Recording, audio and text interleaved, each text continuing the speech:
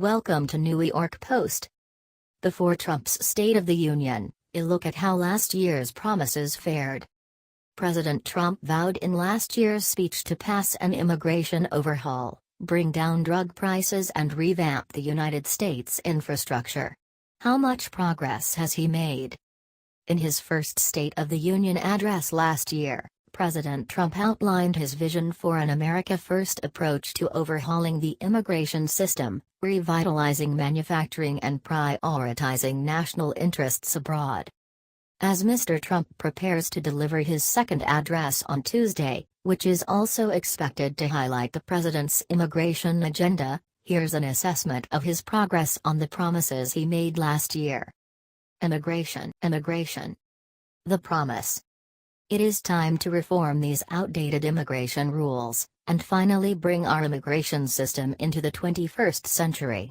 These four pillars represent a down-the-middle compromise, and one that will create a safe, modern and lawful immigration system.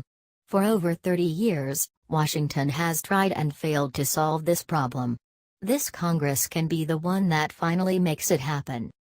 Status: unfulfilled. Attempts to pass a comprehensive immigration overhaul failed in Congress, with proposals backed by the White House receiving the least support. The four pillars Mr. Trump described are providing a pathway to citizenship for the young immigrants known as Dreamers, building a wall on the southern border, ending the diversity lottery visa program and limiting family-based immigration. In February 2018, the Senate rejected 3 immigration bills.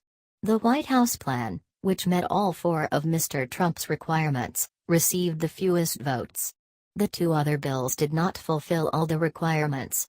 In June, the House rejected another bill that included the 4 pillars as well as a more hardline measure that did not provide a pathway to citizenship for Dreamers, who were brought to the country illegally as children.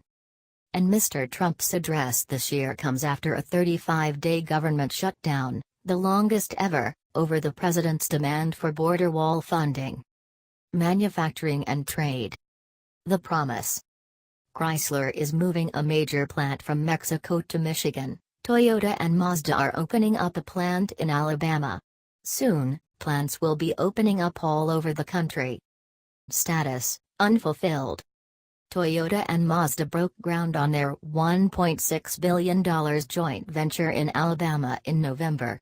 Chrysler had announced that it would move production of heavy-duty pickups, not the plant itself, from Mexico to Michigan, but has since paused those plans. A database maintained by the Reshoring Initiative, a group that encourages companies to move back to the United States, listed plans by Chevrolet to expand car battery production in Michigan, Ford's unveiling of a 3D printing operation in the state and the opening of a new factory in Ohio by a Japanese company that makes prototype parts. But no other company has announced or opened a new assembly plant in the United States.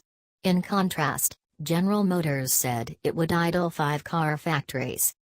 New rules for automakers in the successor to the North American Free Trade Agreement would require automakers to eventually produce 75%, up from 62.5%, of a vehicle's content in North America to qualify for zero tariffs. But the deal still awaits congressional ratification. And the changes would do little to encourage investment in the United States since most vehicles are going to be able to get over those new thresholds pretty easily, said Kristin Sitchk, Vice President for Industry, Labor and Economics at the Center for Automotive Research in Ann Arbor, Michigan. Even if the administration raised tariffs on foreign car imports, spurring investment in the United States, automakers would still be mindful of the volatility of Mr. Trump's trade policies and investment would sit on the sidelines, Ms. Sitchk said. Employment in the auto industry has increased slightly under Mr. Trump's watch, to about 1 million in November 2018 from 955,800 in January 2017. The number of vehicles manufactured in the United States has continued to decline, even after a slight uptick last summer. According to the Reshoring Initiative, announcements to increase investment or move companies back to the United States peaked in 2016. The promise.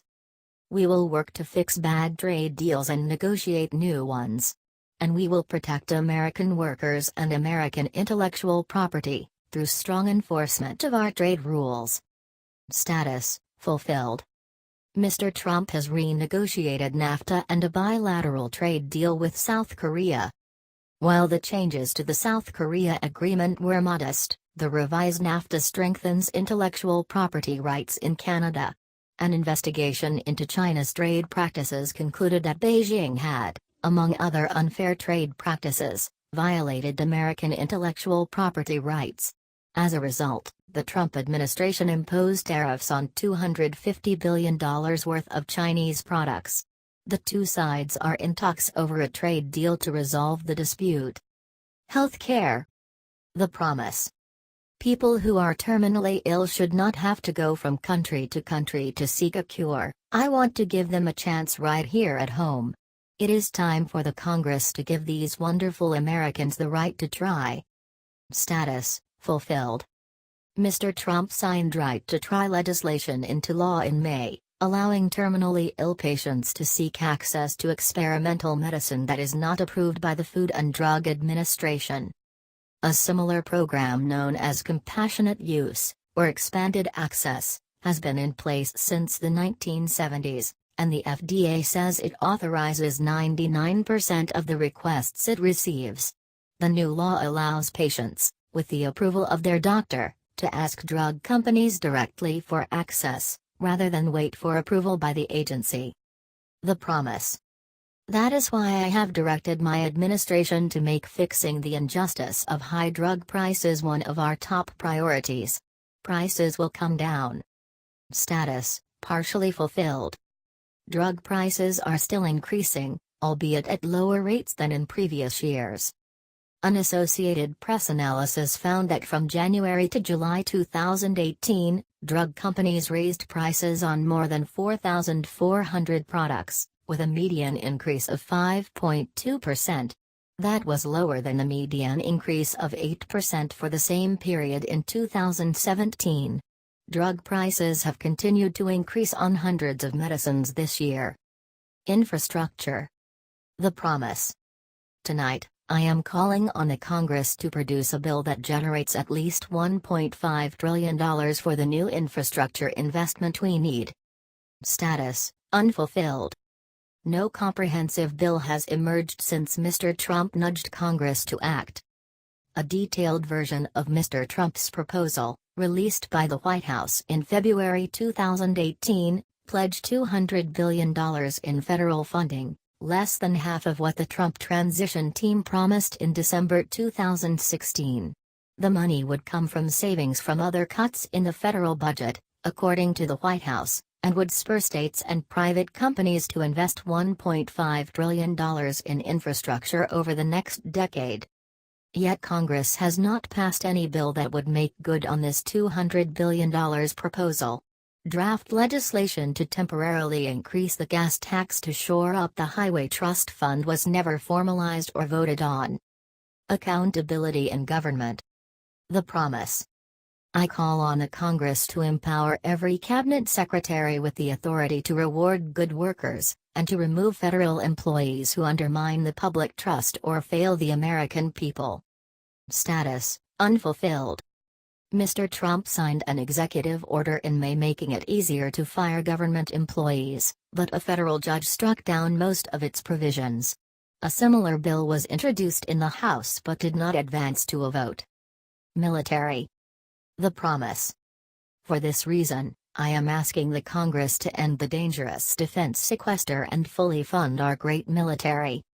Status partially fulfilled. While Congress has not yet repealed the defense sequester limiting military spending, lawmakers effectively ignored it and increased funding last year.